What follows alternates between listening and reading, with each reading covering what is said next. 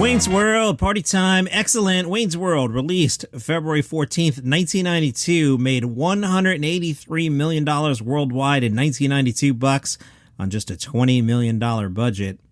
At the time of filming, Mike Myers was 28, Dana Carvey, 36. Mike Myers said, "I was doing this character in 1981 in Canada, and previous to that, I was doing the character because that's how I talked. It's sort of based on everybody I went to high school with." Growing up in Toronto, Mike Myers was a comedy fan and wanted to perform at Second City. He even tested out the Wayne Campbell character while in school. He said, "The first place I did Wayne was in kitchens at parties to make girls laugh." On the last day of high school, my last exam was at 9, my audition for Second City was at 12, and I was hired at 3. Not bad. At Second City, he started performing Wayne for audiences.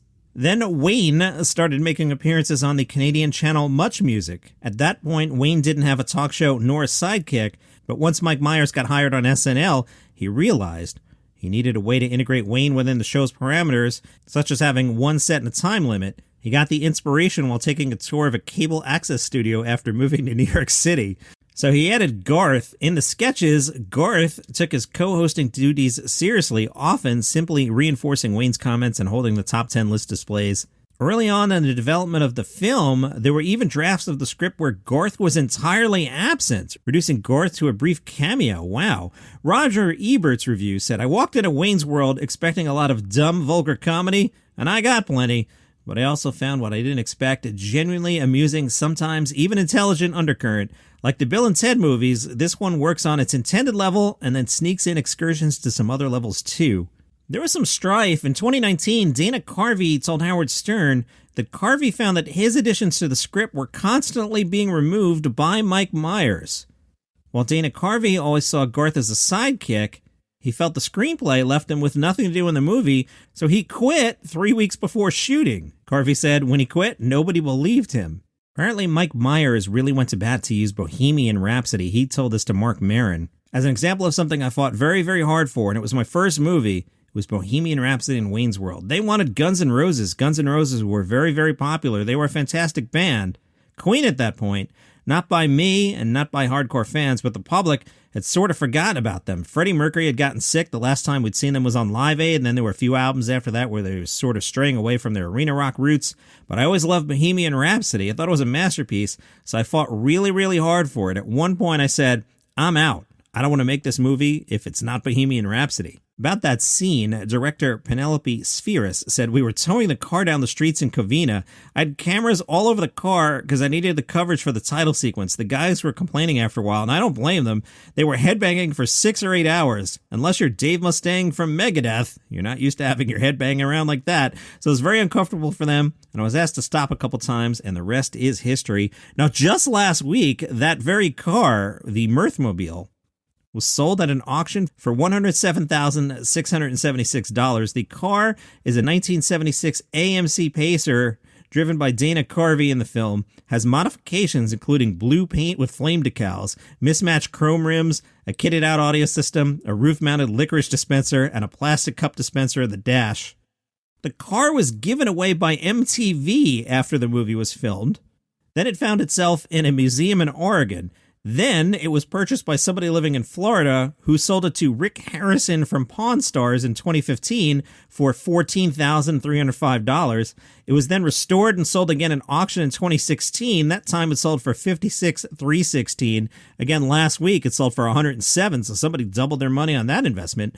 2 other Pacers were made for the sequel, 1993's Wayne's World 2. One of those is a stretched-out 6-wheel Mirth limo used to drive the members of Aerosmith in one of the film's alternative endings. The other was a custom-built convertible Pacer used for another alternate ending, this one with a Thelma and Louise-style ending. From GQ, there's one joke that stuck with me more than anything else in the movie. It's one of many throwaways. When Wayne bops into a music shop to try out a guitar, he starts the jam, gets off a few notes, and then the clerk grabs the neck of the guitar and points to a sign that says, "No Stairway to Heaven." GQ explains the gag is at the expense of wannabe guitar heroes who get just good enough to pluck out the opening notes of the most obvious song you can imagine and immediately rush off to show everyone what they've accomplished.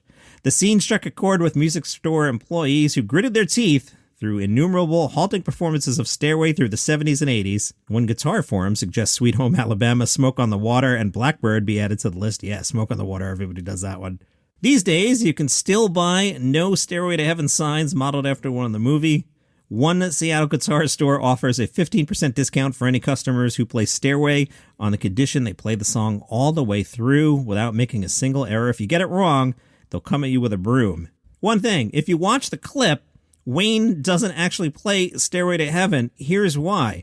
At some point after the US release, the Warner Music Group and Led Zeppelin refused the rights to even the first few notes of Stairway for broadcast video or foreign release, resulting in the hasty, patchy edit. The director said, with Stairway, we were told we could only use 2 notes before we'd have to pay $100,000. So to sell that he's going to play Stairway to Heaven in 2 notes is pretty difficult. I don't know if this is true or not, but somebody told me in the first version of the movie, we played too many notes, so they had to go back in and edit out a note or 2. From USA Today, 25 things you didn't know about Wayne's World. I'm not reading all 25 because some of them are kind of lame, but some of the less lame ones. According to Dana Carvey, Garth was inspired by his brother Brad, who was an engineer who built the first wire-wrapped video toaster editing tool. That's important because in Wayne's World 2, Garth wears a video toaster t-shirt. Get it? Next fun fact, when Garth plays the drums at Cassell's Music, that's really Dana Carvey drumming. That's cool.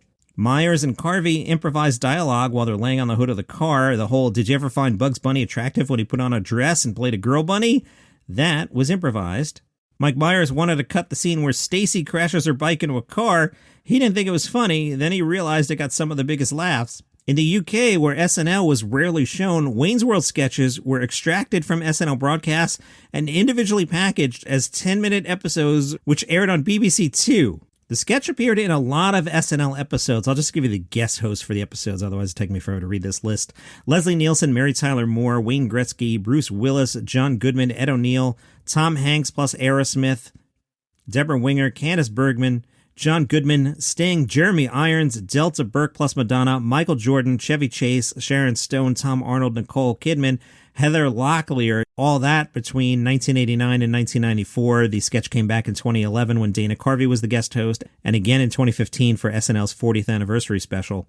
In the early sketches, Wayne and Garth are high school students, and the guests on their show included teachers, including one played by Ed O'Neill, and other students from the school, such as Nancy, who's a babe.